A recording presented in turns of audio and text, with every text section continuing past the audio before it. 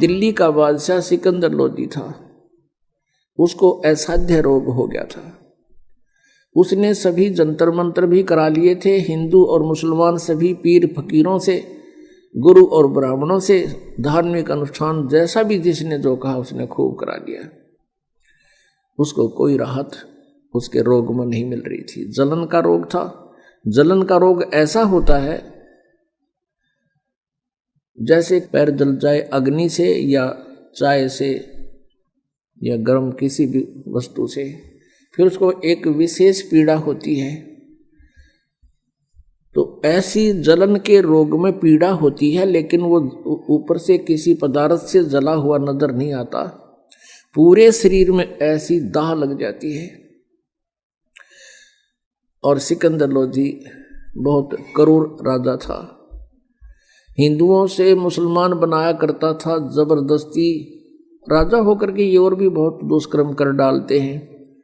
इसलिए परमात्मा कहते हैं तब से राज राज मदमानम जन्म तीसरे शुक्र सवानम।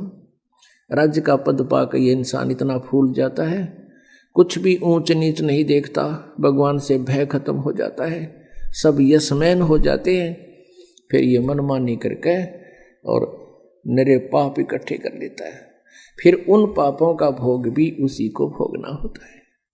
उसी पाप कर्म के आधार से जन्म जन्मांतर के पाप हमारे संचित होते हैं, उन्हीं में से कुछ पुण्य और पाप मिला के मानुष जीवन में प्रारब्ध बना दिया जाता है। अब सिकंदर लोदी जी ने सब जगह अपना इलाज करवाया। पहले तो सभी ने जंतर मंत्र बताए, फिर अंत में कह दिया कि राजन हमारे पास ऐसी औषधि है, आग लगा दे लकड़ी में और कितनी जोर से जल रही हो 1 सेकंड में बुझा देगी, ऐसा ही करके दिखा दिया। और ये औषधि आपके काम नहीं कर रही, बिल्कुल भी निष्क्रिय होगी है। तो परमात्मा कहते हैं कि जब जीव के पाप बढ़ जाते हैं, ये मेडिसिन भी रिएक्शन करना शुरू कर देती है। तो पुण्यात्माओं, प्रारब्ध पाप से जो कष्ट हुआ है उसका औषधि काम नहीं कर सकती, उसमें परमात्मा की रहम की आवश्यकता होती है।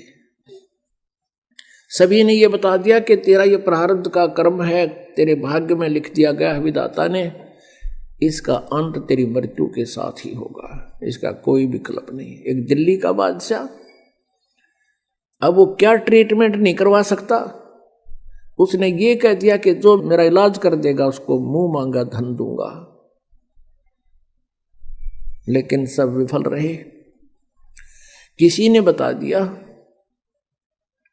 कि काशी में एक बहुत पहुंचे हुए महापुरुष हैं और कबीर नाम है उनका, यदि वो आप पर रहम कर दे तो आपका रोग दूर हो सकता है।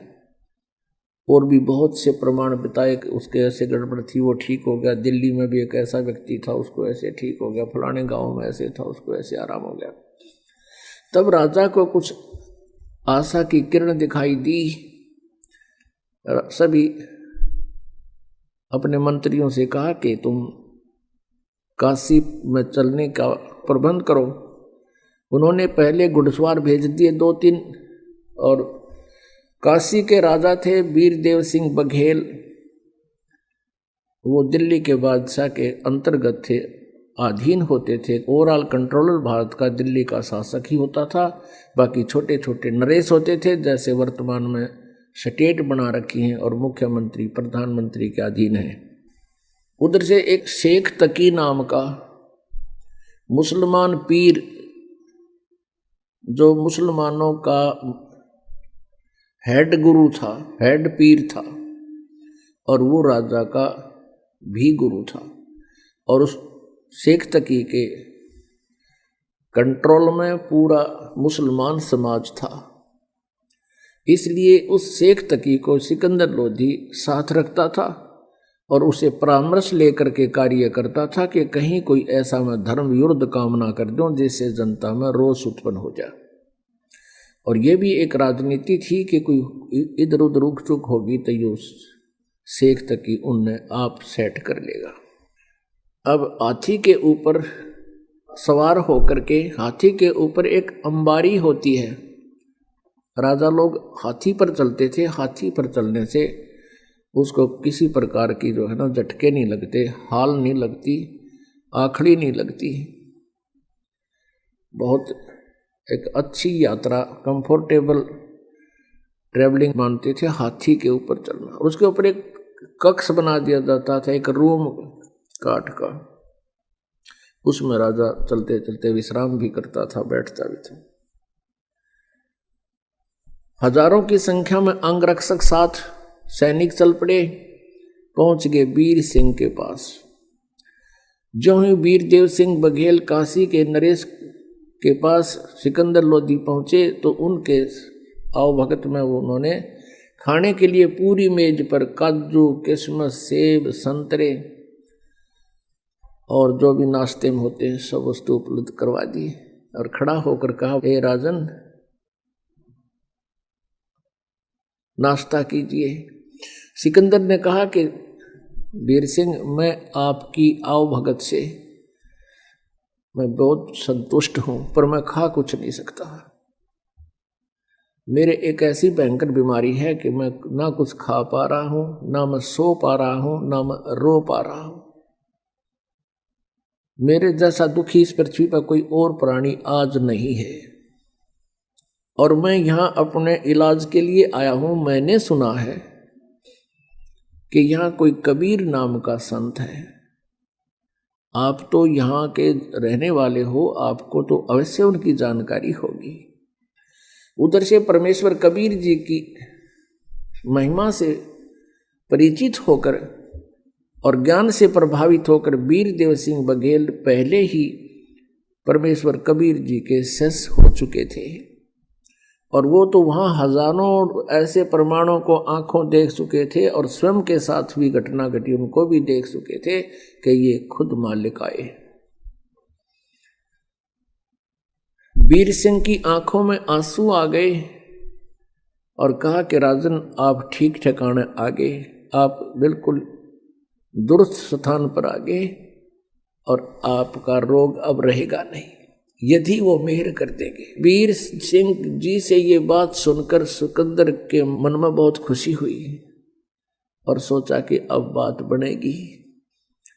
तो सिकंदर ने कहा कि वीर सिंह, बुलाओ, शीघ्र बुलाओ उसको, मैं बहुत दुखी हूं। कबीर को शीघ्र बुलाओ। अब दिल्ली के बादशाह का आदेश, एक नरेश उसको सीधे शब्दों में मना नहीं कर सकता। करबद्ध होकर कहा कि जो आज्ञा हजूर आपकी, एक मेरी अर्ज भी आपसे है। कहते हैं संत को बाई ऑर्डर नहीं बुलाना चाहिए, और मान लीजिए हम उनको बाई ऑर्डर बुला भी लेंगे और उन्होंने रहम नहीं बख्शा, उन्होंने कृपा नहीं की, अंदर से वो प्रसन्न नहीं हुए, क्योंकि वो दुख भी मान सकते हैं, तो फिर आना और ना आना बराबर रहेगा। और कहते हैं संत को बुलाना नहीं चाहिए, स्वयं चलकर उनके द्वार पर जावे, नतमस्तक होवे, तो प्रसन्न होगे तो राहत मिलेगी। खुश होकर आशीर्वाद देंगे तब राहत मिलती है। सिकंदर कहने लगा, बस ठीक है, आप मुझे अभी ले चलो। अमरता के ना करता, ना जिसके एक शब्द में पूरा हिंदुस्तान हला करता।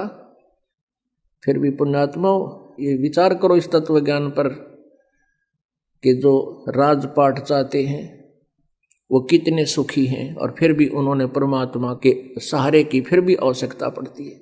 और हम पहले उस परमात्मा की आड़ में बैठ गए, हम पहले उस पावर हाउस से कनेक्शन ले चुके हैं, जिनसे को फिर बाद में लेगा, चाहे राजा हो चाहे कोई हो, तो उनको उसी सत्र का फिर बाद में लाभ मिलेगा। अब वीर सिंह बघेल को पता था, जिसमें वो सिकंदर लोधी ने चलने को कहा, उस समय जो समय था वो कबीर जी के घर पे मिलने का नहीं था, शाम का समय था।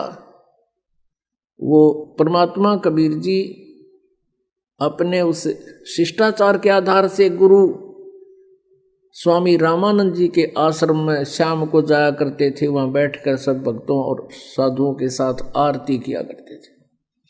वो समय वीरदेव सिंह बघेल को पता था कि कबीर जी आश्रम में मिलेंगे। तो सीधा आश्रम में लेकर गया। अब जो ही सिकंदर लोधी और वीरदेव सिंह बघेल रामानंद जी के मेन गेट पर पहुंचे, वहां द्वारपाल खड़े थे भक्त।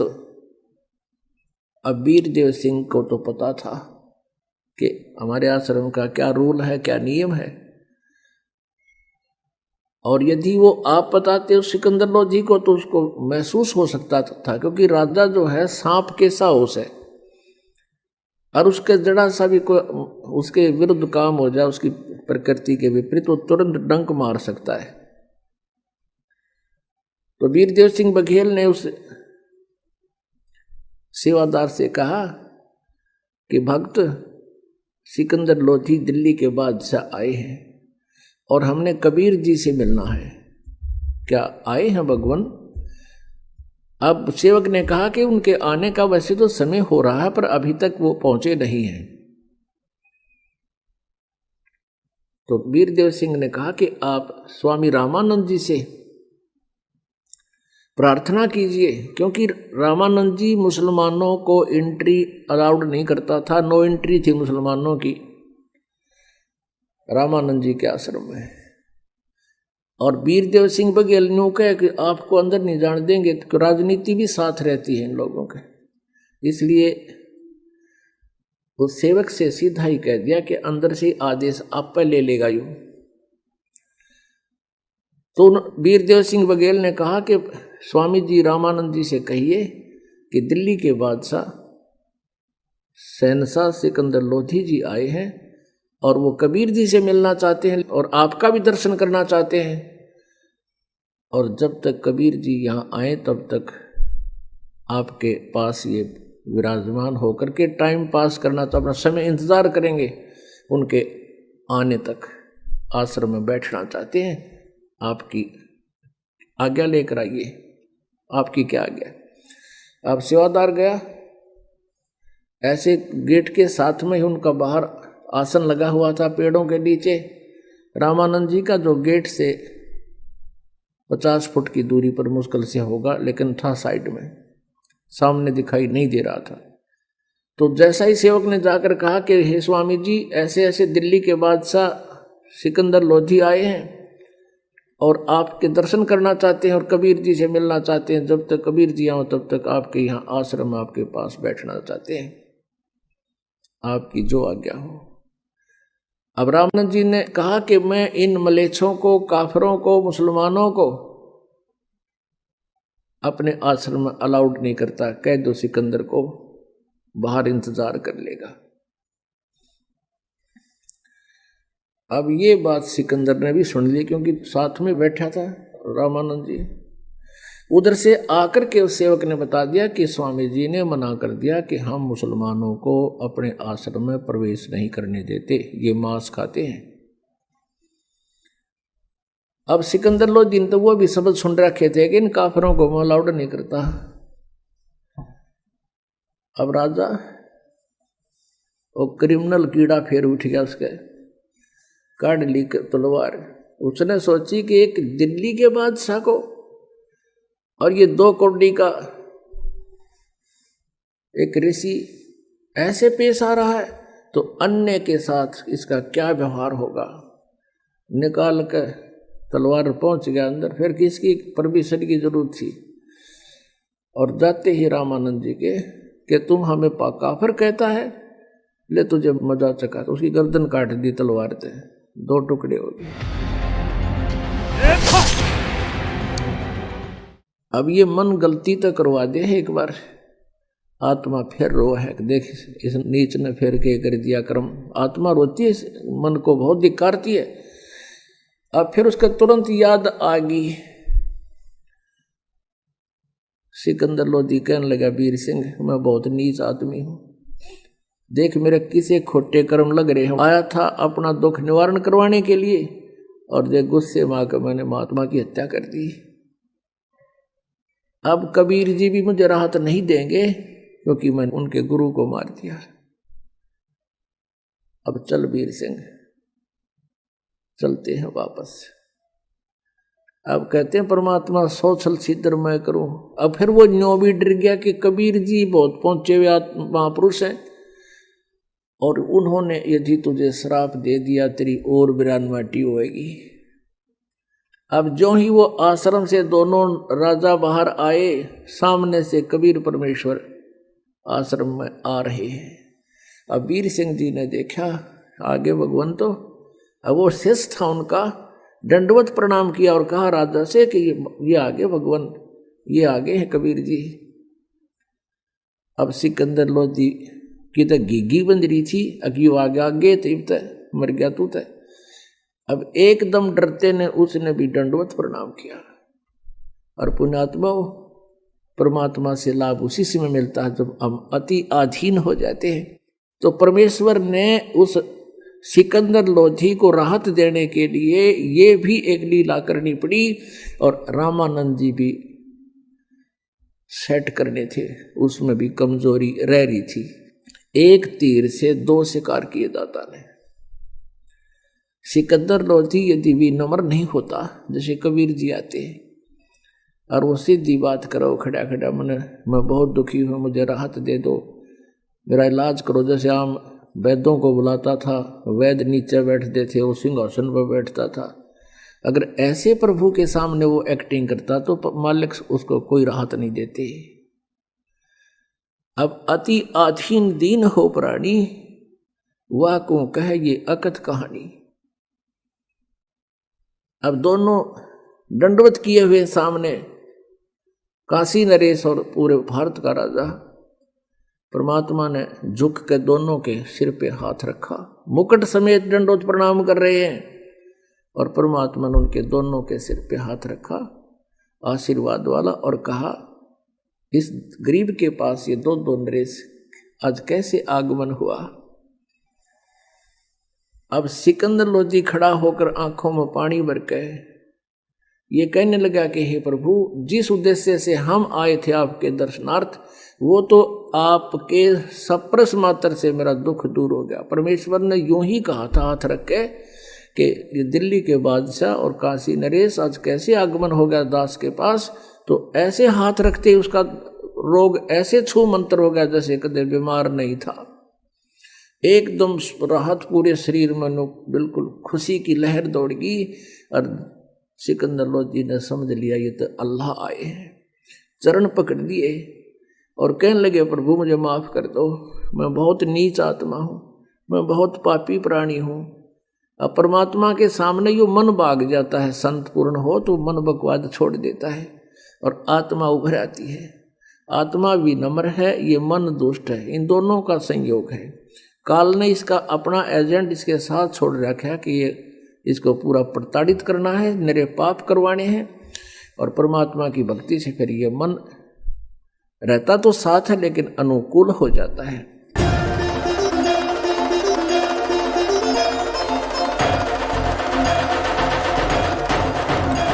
गगन मंडल से उतरे सतगुरु सत्य कबीर, जलज माही पौढ़न किए 2 दीनन के पीर। जगत गुरु तत्वदर्शी संत रामपाल जी महाराज के पावन सानिध्य में परमेश्वर कबीर साहिब के प्रकट दिवस के अवसर पर 20, 21 व 22 जून 2024 को नेपाल सहित भारत के 11 सतलोक आश्रमों में 3 दिवसीय महासमागम का आयोजन किया जा रहा है। इस पवित्र अवसर पर आदरणीय संत गरीबदास जी महाराज की अमृतमय वाणी का 3 दिवसीय अखंड पाठ, विशाल भंडारा, विशाल सत्संग, आध्यात्मिक प्रदर्शनी और निशुल्क नाम दीक्षा का आयोजन किया जा रहा है। साथ ही दहेज मुक्त विवाह, रक्तदान शिविर व नशा मुक्त जागरूकता अभियान जैसे समाज सुधार के कार्यों का आयोजन भी किया जाएगा, जिसमें आप सभी को इस विशाल अद्वितीय भंडारे में सादर आमंत्रित किया जाता है। इस महासमागम के आयोजन स्थल का पता है सतलोक आश्रम धनाना धाम, सोनीपत, हरियाणा। इस कार्यक्रम का सीधा प्रसारण साधना टीवी चैनल, संत रामपाल जी महाराज यूट्यूब चैनल और स्पिरिचुअल लीडर संत रामपाल जी महाराज फेसबुक पेज पर सुबह 9:15 बजे से देख सकते हैं।